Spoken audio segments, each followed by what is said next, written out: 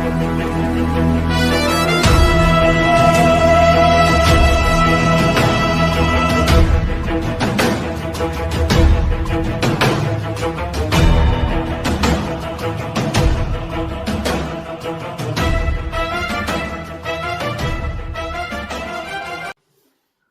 வணக்கம். என் பேர் சரவணன் சொர்ணம். தமிழர் பண்பாட்டு மீட்பு பாசறை தென்கொரியா சார்பாக இன்று நாம் தமிழர் கட்சியை சேர்ந்த சகோதரி ஃபாத்திமா ஃபர்ஹானா அவர்களை நேர்காணல் செய்ய உள்ளோம். வணக்கம்மா. வணக்கம்.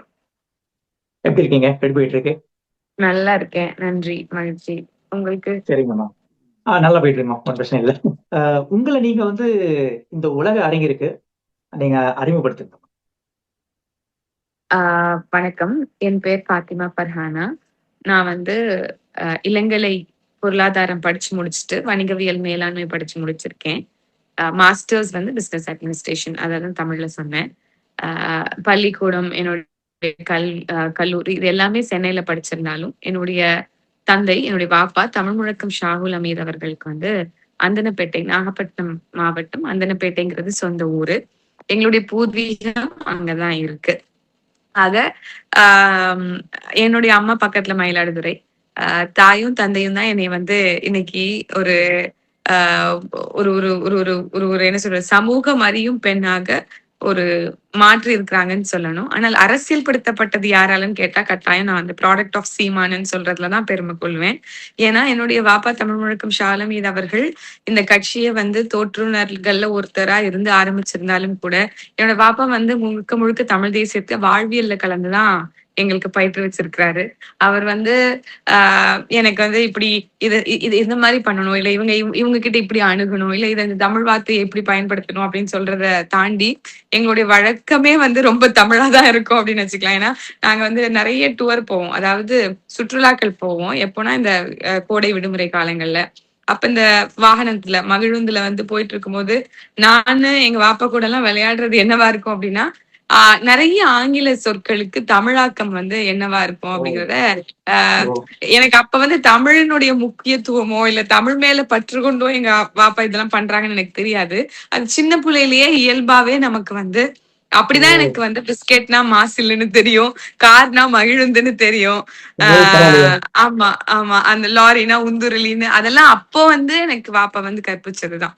அப்போ எங்களுடைய வாழ்வு முறையே ஒரு தமிழ் வாழ்க்கை முறையா இருந்திருக்கு அப்படிங்கறத தமிழையும் எங்களையும் தனித்தனியா பிரிச்சு பார்க்க முடியாது. அது மட்டும் இல்லாம தமிழ் தேசியவாதியா என்னுடைய தகப்பனார் இருந்த காரணத்தினால நிறைய தமிழ் தேசியவாதிகளோட பயணிச்ச காரணத்தினால ரொம்ப அவருடைய மாமா சொல்லுவாங்களே, தமிழ் மேல பற்று கொள்ளக்கூடாது, வெறி கொள்ளணும் அப்படின்னு. அந்த மாதிரி வெறி கொண்டு அவர் தமிழ் முழக்கம் அப்படிங்கிற ஒரு ஊடகத்தை, அதாவது பத்திரிகை ஊடகத்தை தொடங்கினாங்க. மாதம் இருமுறை வரக்கூடிய தமிழ் முழக்கம் ஊடகத்துக்கு ஆசிரியரா இருந்து பல தமிழ் தேசிய கட்டுரைகளை 80 காலகட்டங்கள் தொடங்கி 90 காலகட்டங்கள் அது வரைக்கும் வந்துட்டே இருந்தது. 2000 வரைக்கும் வந்துட்டே இருந்ததுன்னு சொல்லலாம். ஆனால் அன்றைக்கு நடந்த ஈழ பிரச்சனையை தொடர்ந்து இன்னைக்கு இருக்கக்கூடிய எல்லா தமிழ் தேசிய சிக்கல்களையும் அதுல பிரதானப்படுத்தி பேசியிருப்பாங்க. அப்போது நட்பான ஐயா சுப வீரபாண்டியனா இருக்கட்டும், ஐயா நெடுமாறன் போன்றவர்களா இருக்கட்டும், ஐயா வைகோ போன்றவர்களா இருக்கட்டும், எல்லாரு கூடயுமே வாப்பாவுக்கு ஒரு நெருங்கிய நட்பு. அதே சமகாலத்துலதான் தாய்மாமன் சீமான் அவர்கள் கூட நட்பு.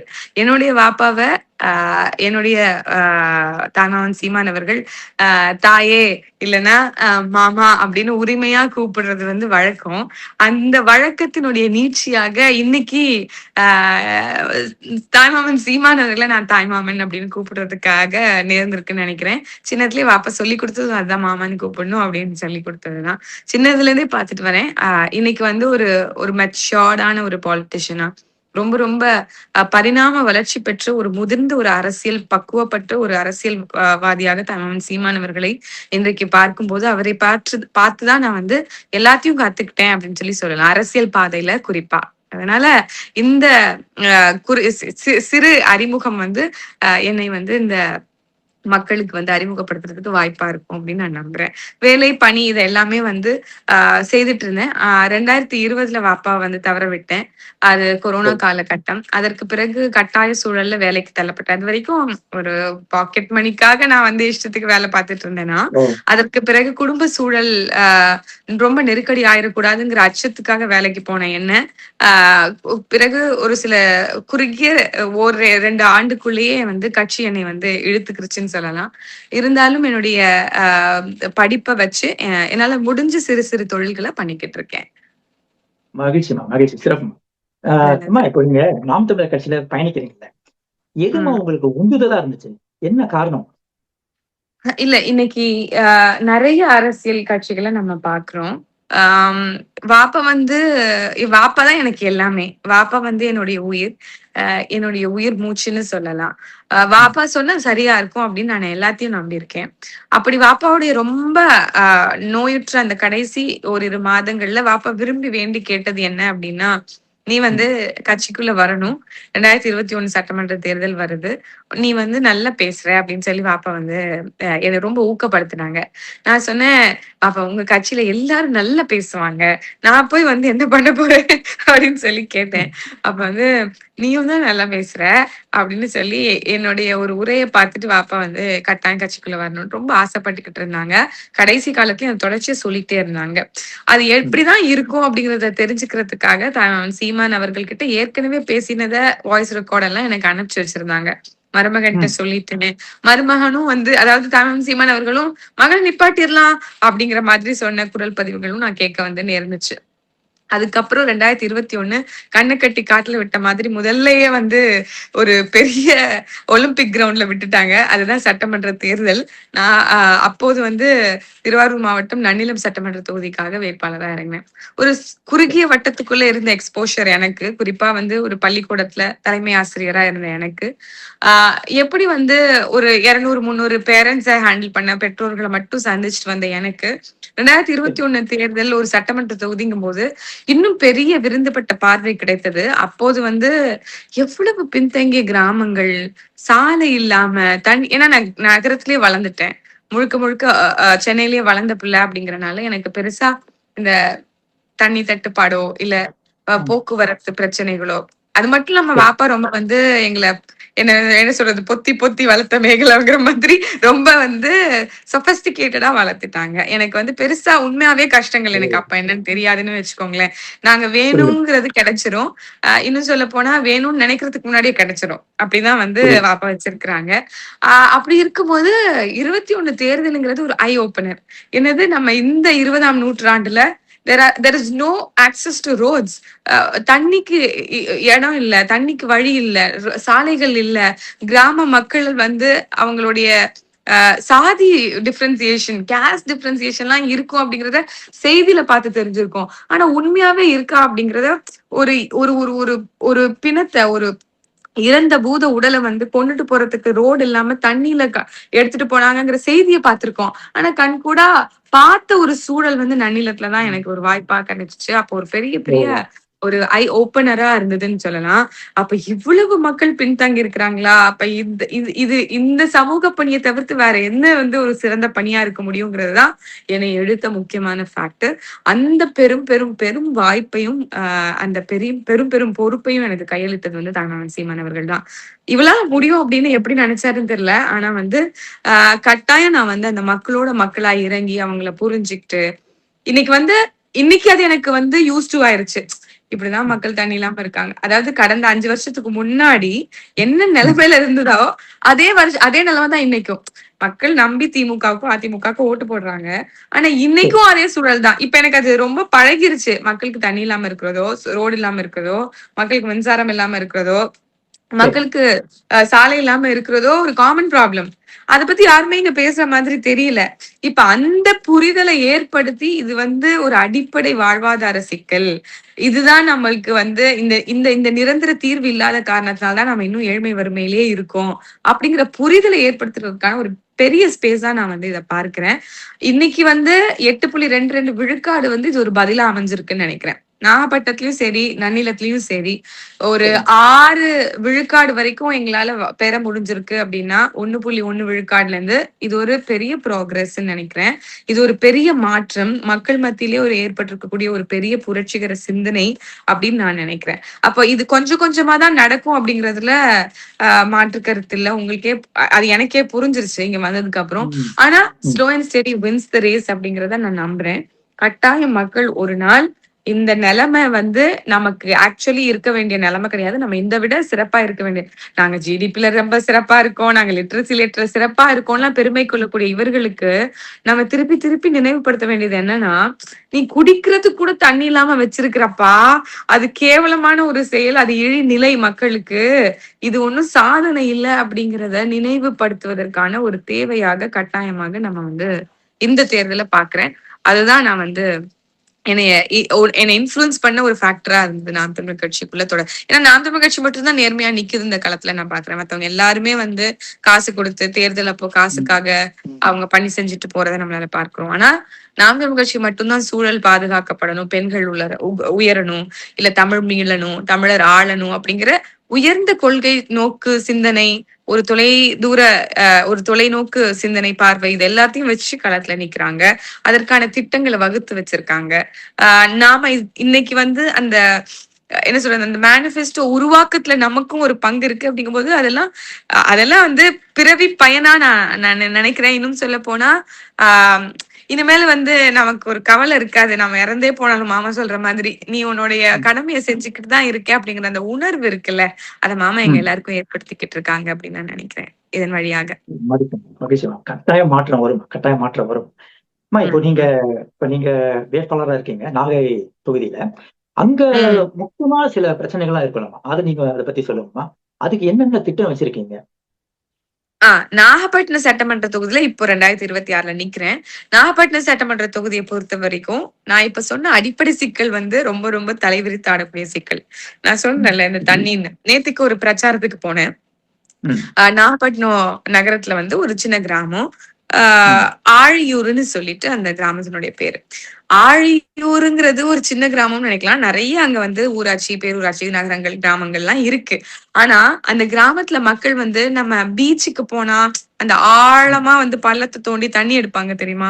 பாட்டில் அப்பெல்லாம் வந்து விற்பாங்க. நீங்க சென்னையில இருந்தனால உங்களுக்கு தெரியும்னு நினைக்கிறேன். பீச் பக்கம் எல்லாம் போனோம்னா பெரிய கிணறு மாதிரி வெட்டி கீழே இருந்து தண்ணி எடுத்து கொடுப்பாங்க. பாட்டில்ல போட்டு விற்பாங்க.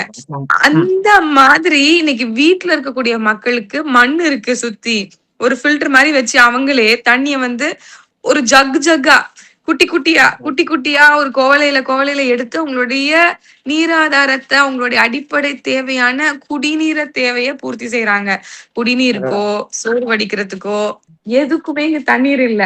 இது ஆழியூர் மட்டும் இல்ல, திட்டுச்சேரி, பனங்குடி பக்கத்துல இருக்கக்கூடிய எல்லா கிராமங்களையும் தான் சிக்கல். பக்கத்துல இருக்கக்கூடிய சட்டமன்ற தொகுதியா இருக்கக்கூடிய கீழ்வேலூர், வேதாரண்யம்னு வரிசையில தண்ணீருங்கிறது ஒரு பெரிய பிரச்சனை. ஒரு நாளைக்கு 2 கேன் தண்ணி வாங்கக்கூடிய நிலைமையிலதான் இங்க கிராம மக்கள் இருக்காங்க. அந்த தண்ணி வாங்கிதான் அவங்களுடைய தண்ணீர் ஆதாரத்தை போக்கணும் அப்படின்னா என்ன வளர்ச்சி? அதற்கு பேர் என்ன சிறந்த மாநிலம் மார்த்தட்டிக்க கூடிய பெருமை இருக்கு அப்படிங்கிற கேள்வி நம்ம எழுப்புறோம். இது ஒரு முக்கியமான சிக்கலா வந்து நான் நாகப்பட்டினத்துல பாக்குறேன். நம்ம வந்து என்னப்பா இவங்க இலவச தண்ணீருங்கிறாங்க, நம்ம நகரத்துல இருக்கிறவங்க நினைப்பாங்கல்ல இலவச தண்ணீருங்கிறாங்க, கல்வி இலவசங்கிறாங்க, மருத்துவ இலவசம், இதெல்லாம் இருக்குது அப்படின்னு நினைக்கக்கூடிய பல பேருக்கு வந்து இது வந்து ஒரு பெரிய சம்மட்டியான ஒரு பதிலா இருக்கும். நாகப்பட்டினம் நகரத்துல வாழக்கூடிய மக்களுடைய பதில் இவங்களுக்கு வந்து அது கட்டாயம் ஒரு பெரிய வாக்குறுதியா தான் இருக்கும். ஏன்னா அவ்வளவு பெரிய சிக்கலா இந்த குடிநீருங்கிறது இருக்கு. அதே மாதிரி நீங்க எடுத்துட்டீங்கன்னா நிலம் வளமும் சார்ந்த தொழிற்சாலைகள், நிறுவனங்கள் இங்க இல்ல. தமிழ்நாடு முழுக்க வந்து லிட்ரஸி ரேட் நல்லா இருக்கு அப்படின்னு சொல்லி சொன்னாலுமே கூட ஒரு 2-3% அப்பர் ஹேண்ட்ல அதிகப்படியான படிப்பு திறன் இல்லைன்னா கல்வி பெற்ற திறன் வந்து நாகப்பட்டினத்துல இருக்கு. லிட்ரஸி ரேட் அதிகமா இருக்கு. அதற்கு காரணம் வந்து மக்கள் படிக்க விரும்புறாங்கன்னு அர்த்தமே தவிர்த்து இங்க நல்ல கல்வி அமைப்பு இருக்குன்னு அர்த்தம் இல்லை. ஏன்னா இங்க படிக்கக்கூடிய பிள்ளைங்க தனியார் நிறுவனங்கள்ல தான் படிக்கிறாங்க, இல்ல பக்கத்துல கொஞ்சம் தூரம் போய் தான் படிக்கிறாங்க. ஒரு என்ஜினியரிங் காலேஜ் இருக்கு, இஜிஎஸ் பிள்ளைன்னு சொல்லி, அவங்களால வந்து ஒரு 100-200 வேனை வச்சு பிள்ளைங்களை வந்து வெவ்வேறு ஊர்கள்ல இருந்து கூட்டு வந்து படிக்க வைக்க முடியும் அப்படின்னா ஏன் அரசு கல்வி கூடங்களோ, ஏன் அரசு அரசு மருத்துவமனை அரசு கல்லூரிகளோ சரியா இயங்குனா கட்டாயம் மக்களால நல்ல கல்வியை வந்து பெற முடியும் அப்படிங்கறதுதான் நம்மளால பார்க்க முடியுது. அப்போ கல்வி அப்படிங்கிறது இங்க மக்கள் எல்லாம் எதிர்பார்க்கிற ஒரு விஷயமா இருக்கு. கல்வி பெற்று கல்வியில வந்து உயர்ந்த மக்களாக இருந்தாலும் அவங்களுக்கு வேலை வாய்ப்புங்கிறது ஒரு ஜீரோ போக்கிடமா இருக்கு. அவங்களுக்கு இங்க வேலை வாய்ப்புங்கிற ஒரு வாய்ப்பே இல்ல. எல்லாரும் வெளிநாட்டுக்கு போகணும். நீங்க இங்க பாத்தீங்கன்னா மேக்சிமம் எல்லாருமே camp Dubai, camp Malaysia, camp Germany அப்படின்னு ஏதாவது ஒரு கேம்ப்னு போட்டு வச்சிருப்பாங்க. ஆக மொத்தம் அவர்கள் இங்க வந்து வேலை பெறுவதற்கான ஒரு வாய்ப்போ சூழலோ இல்ல. அப்போ இந்த நிலமும் வளமும் சார்ந்த தொழிற்சாலைகள் அமைக்க வேணுங்கிறத நம்ம சொல்றோம். ஆனா இங்க ஒட்டுமொத்த டெல்டா தஞ்சை பகுதியை பாத்தீங்கன்னா பாதுகாக்கப்பட்ட வேளாண் மண்டலம்னு சொல்லுவாங்க. ஆனால் இந்த பாதுகாக்கப்பட்ட வேளாண் மண்டலமாக இருக்கக்கூடிய இந்த தஞ்சை தரணியில நாகப்பட்டினத்துல குறிப்பா பாத்தீங்க அப்படின்னா ஆஹ் ஒரு என்ன சொல்றது மேற்கத்திய இண்டஸ்ட்ரீஸ் வந்து இப்ப சிபிசிஎல் போன்ற நிறுவனங்களை எடுத்துட்டீங்க அப்படின்னா நரிமண பெட்ரோல் எடுக்கக்கூடிய நிறுவனமா இருக்கு. இப்ப அது என்ன பண்ணுது அப்படின்னா மக்களுடைய விவசாய நிலத்தை பிடிங்கிறது. இங்க விவசாயம் தான் இருக்கக்கூடிய ஹையஸ்ட் ப்ரையாரிட்டியே. நம்ம கிட்ட இருக்கக்கூடிய சர்வீஸ் செக்டர், நம்ம கிட்ட இருக்கக்கூடிய இண்டஸ்ட்ரியல் செக்டர், நம்ம கிட்ட இருக்கக்கூடிய அக்ரிகல்ச்சர் செக்டர் எடுத்து பாத்தீங்கன்னா அதிகமான பேர் அக்ரி பண்றவங்களா இருக்காங்க. 63 விழுக்காட்டுக்கு மேல விவசாயம் பண்ணக்கூடிய மக்களுக்கு விவசாய கிராமங்களாக இருக்கக்கூடிய நகரங்களாக இருக்கக்கூடிய இந்த தஞ்சை டெல்டா பகுதிகளில் விவசாய நிலங்களை கையகப்படுத்திட்டு சிபிசிஎல் போன்ற நிறுவனங்களை அவங்க நிறுவிட்டாங்க. இது நம்ம கிட்ட நம்ம வந்து இந்த களத்துல இறங்கி 15 வருஷமா ஆகுது. கிட்டத்தட்ட 2019 அவங்க கிட்ட கையகப்படுத்தப்பட்ட நிலங்கள். அன்னைக்கும் இந்த பிரச்சனை இருந்திருக்கு. அப்போல இருந்தே நம்ம தொடர்ச்சியா போராடுறோம். தொடர்ச்சியா ஈத்தேன், மீத்தேன், ஹைட்ரோ கார்பன் போன்ற திட்டங்களுக்கு எதிராக குரல் கொடுத்த நம்ம தான் இந்த நரிமண பெட்ரோலுக்கு எதிராகவும் குரல் கொடுத்திருக்கோம். கையகப்படுத்தி இவங்க வந்து இழப்பீடு கொடுப்போம்னு சொல்லி கையகப்படுத்துறாங்க. ஆனா அந்த இழப்பீட்டு தொகையை கூட கொடுக்கல.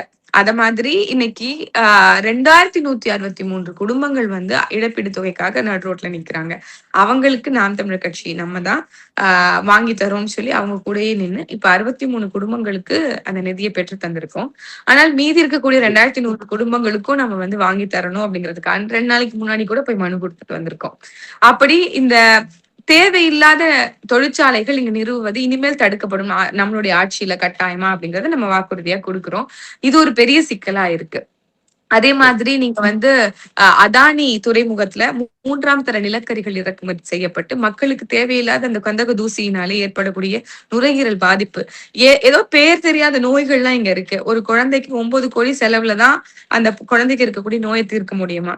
அது வந்து மஸ்குலர் சிண்ட்ரோம் அட்ரோஃபின்னு சொல்லி ஏதோ ஒரு நோய், ஸ்பைனல் மஸ்குலர் அட்ரோஃபின்னு சொல்லக்கூடிய ஒரு நோய்.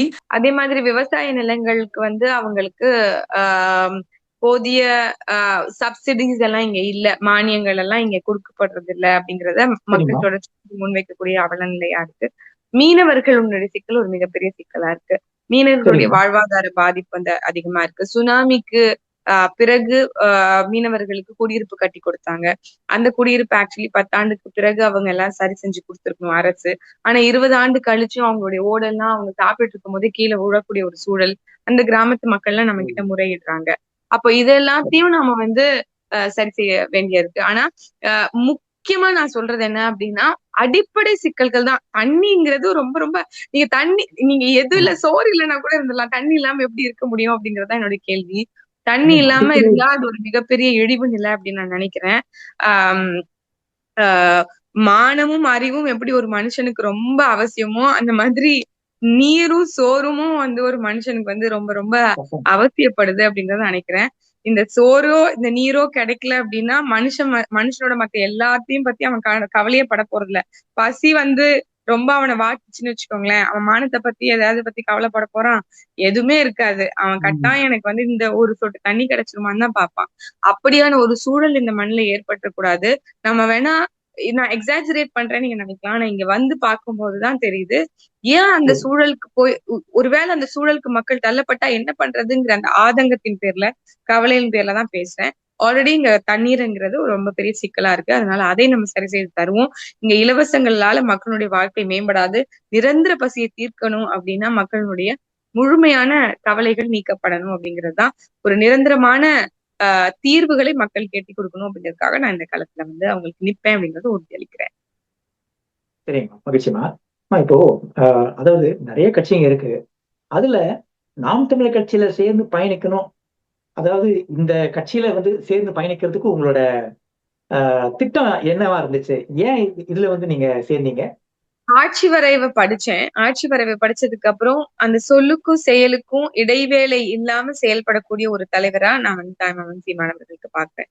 அவர் ஒரு விஷயத்த சொல்லிட்டாருன்னா அந்த விஷயத்த செயல்படுத்துவதற்காக கடுமையான ஒரு வேலைய அர்ப்பணிப்ப கொடுப்பாரு. அவரை பார்த்துதானே நம்ம எல்லாரும் கத்துக்கிட்டோம். அதனால அந்த ஒரு அந்த ஒரு அந்த ஒரு செயல், அந்த ஒரு செயல்பாடுங்கிறது நம்மள ஈர்க்குது அப்படின்னு சொல்லலாம். மகிழ்ச்சிமா. இப்போ நீங்க களத்துல வந்து பயணிக்கிறீங்க. அங்க நீங்க எதுவும் பிரச்சனைகள் சந்திச்சிருக்கீங்களா? ஏதாவது ஆபத்துகள் ஏதாவது ஒரு பெண்ணா நீங்க வந்து சந்திச்சிருக்கீங்களா? இல்ல நம்ம என்னை பொறுத்த வரைக்கும் கடுமையான உழைப்பு குடுக்கணும். சீமான் அவர்களோட உழைப்புக்கு முன்னாடி நம்மளோட உழைப்புலாம் எதுவுமே கிடையாது. என்னுடைய தாய்மாமன் சீமான் அவர்கள் அவருடைய தலைவர் சொல்லிக் குடுத்த வழியில பயணிக்கிறாரு. அவருடைய தம்பி தாய்மாமன் சீமான் அவர்கள் சொல்லிக் குடுத்த வழியில நான் பயணிக்கிறேன். அப்போ என்னைய சுத்தி இருக்கக்கூடிய நாம் தமிழ் கட்சியினுடைய உறவுகள் என்னை ரொம்ப ரொம்ப பாதுகாப்பா, சேஃபா வச்சுக்கிறாங்க அப்படிங்கிறதுல எந்த மாற்று கருத்தும் இல்ல. ஆனா தேர்தல் விதிகள் அப்படின்னு ஒரு கோட் ஆஃப் கான்டக்ட் போட்டாங்கல்ல. அப்படி இருக்கும்போது சும்மாவே 1000 முறை வேட்பாளருடைய வாகனத்தையா இருக்கட்டும், நிப்பாட்டி கேக்குறது, எவ்வளவு ஒரு நேரம் காலம்னு பார்க்காம எல்லா நேரத்துலயும் வந்து ஆஹ் எத்தனையோ இடங்கள்ல உண்மையாகவே ஊழல் நடந்துகிட்டு இருக்கு. எத்தனையோ இடங்கள்ல மறைமுகமான எல்லா முறைகேடுகளும் நடந்துட்டு இருக்கு. அத வந்து தடுத்து நிறுத்தணும் அப்படின்னு இல்லாம நம்ம அப்பாவி மக்கள் எந்த கரைக்கும் கரம் படியாத சொந்தக்காரர்களை பிடிச்சு நம்மளை பத்தி பிடிச்சு பண்ணணும், வைக்கணும், கொள்ளணும் அப்படின்னு நினைக்கும் போது அது ஒரு இடையூறா நான் பாக்குறேன். மக்களை பொறுத்த வரைக்கும் அவர்கள் ஒன்னும் நம்ம ஒரு இடையூறும் இல்ல. அவங்க ஒரு விஷயம் மட்டும் நம்ம நினைக்கணும். நாங்க வந்து ஏதோ எங்களால முடியாது, எங்களால சம்பாதிச்சு சாப்பிட்டு நாங்க நிம்மதியா இருந்துருவோம். அத கூட புரியாம அவங்க இருக்கக்கூடாது. அவங்க வந்து இந்த பிள்ளைங்க வராங்க அப்படின்னா நம்ம எவ்வளவு இவங்களுக்காக சிரமப்பட்டு நம்ம இந்த களத்துல நிக்கிறோங்கிற புரிதல் மக்களுக்கு ஏற்படுத்தணும். அந்த புரிதலை ஏற்படுத்துறதுதான் பெரிய கஷ்டமா இருக்கு. ஏன்னா அவங்க எல்லாருமே வந்து ஒரு கடைசி நிமிஷத்துல கொடுக்குற 1000 ரூபாய் 500 ரூபாய் போதுங்கிற மனநிலைக்கு அவங்க தள்ளப்பட்டிருக்கிறது ரொம்ப அவமானமான நிலை. அந்த நிலையில இருந்து அவங்கள புரிதல் ஏற்படுத்த முயற்சிப்பதுங்கிறது ஒரு முயற்கமான விஷயம் அப்படின்னு நான் நினைக்கிறேன். அதுதான் வந்து ஒருத்தவங்களை வந்து நீங்க ஈஸியா வந்து பொய் சொல்லி நம்ப வச்சிடலாம். ஆனா உண்மையை சொல்லி கன்வின்ஸ் பண்றது இருக்குல்ல, அது வந்து இருக்கிறதுலே ரொம்ப அசாதாரணமான விஷயம். அத பண்றது ரொம்ப சிரமமா இருக்கு. அது முயற்சி பண்ணுவோம். இது சின்ன சின்ன இடையூறுகள், பட் வில் டு இட். சரியாமா. இறுதியாக உங்க தொகுதி மக்களுக்கு நீங்க எதுவும் சொல்ல விரும்புறீங்களா? என்னுடைய தொகுதி மக்களுக்கு ஒண்ணுதான் சொல்ல விரும்புறேன். உங்களுடைய மகளாக என்னுடைய பூர்வீக மண்ணாக இருக்கக்கூடிய அந்தனப்பேட்டை மஞ்சக்கொள்ளையில வசிக்கக்கூடிய மகளாக உங்கள் சிக்கல்களையும், உங்களுடைய பிரச்சனைகளையும், உங்களுடைய கவலைகளையும் நன்கு தெரிந்த எனக்கு இந்த காவிரியின் கடைமடை பகுதியாக இருக்கக்கூடிய நாகப்பட்டினத்தினுடைய கடைமடை பகுதியில வாழக்கூடிய மக்களினுடைய ஒரு இழிநிலைய, ஒரு கவலைக்கிடமான ஒரு நிலைய மீட்டு அவர்களுக்கான ஒரு நல்வாழ்வை பிறக்க வைக்கணும் அப்படின்னா இந்த மகள் நேர்மையாக, உண்மையாக உங்களோட களத்துல நிற்பேன். மத்தவங்க மாதிரி போய் வாக்குறுதிகள் கொடுக்க மாட்டேன். நிர்வாகத்தை நேர்மையா தருவேன். நிர்வாகத்தை நேர்மையா கொடுத்தாலே இன்னைக்கு வந்து ஓப்பன் டிச்சஸ், அதாவது திறந்த வெளி பாதாள சாக்கடைகள் இருக்காது. அப்ப இந்த பாதாள சாக்கடை பிரச்சனையா இருக்கட்டும், இல்ல உங்களுக்கு குடிநீர் பிரச்சனையா இருக்கட்டும், இல்ல உங்களுக்கு வேலை வாய்ப்பு சிக்கல்களாக இருக்கட்டும், இந்த மாதிரி எல்லா பிரச்சனைகளுக்கும் தீர்வு வந்து நேர்மையான அட்மினிஸ்ட்ரேஷன் இருந்தா சரி வரும். 15 கோடில இருந்து 25 கோடி ஒரு சட்டமன்ற தொகுதிக்கு ஒரு நிதி வருது அப்படின்னா அந்த நிதியை மக்களுக்காக செலவிடுறதை தவிர்த்து அது என்னுடைய பாக்கெட்டுக்கு போகாது அப்படிங்கறத உங்களுக்கு உறுதியளிக்கிறேன்.